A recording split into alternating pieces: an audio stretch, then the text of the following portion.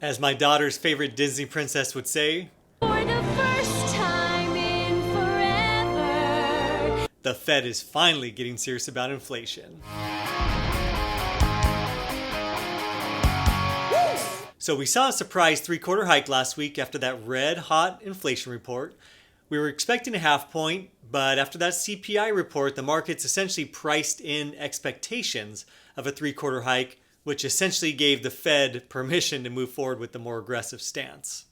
Given where we're at today, a three-quarter hike is necessary, but it's not going to put a meaningful dent in inflation, but it was absolutely necessary to help calm the markets who freaked out after that report. So now the focus is on where do we go from here? Experts seem to fall into two camps. The Fed will either move too fast and spark a deep recession, or move too slow and let inflation get much worse, which is hard to even fathom. There's a theoretical chance that the Fed finds that perfect path in between, which is the so-called soft landing, but to be honest, nobody seems to seriously expect it, and even yesterday, Fed Jerome Powell testified in front of Congress that a soft landing will be very challenging. What this tells me is that we're heading somewhere unpleasant, and the only question is, what kind of unpleasantry are we going to get? My opinion, and I've been saying this for months now, is that the genie is out of the bottle when it comes to inflation. The Fed has already waited far too long to act and really needs to rip the band-aid off and get aggressive with their rate hikes, similar to what we saw in the late 70s and early 80s.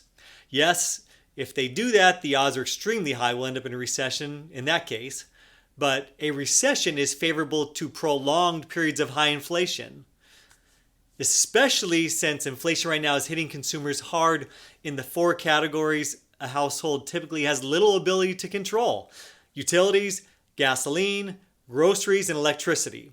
We aren't talking about that enough. Everyone seems to focus on this overall CPI number, but those are really what are impacting households and really hurting us at this point. You'll see in this graph that year-over-year change in those four categories has increased over 25%.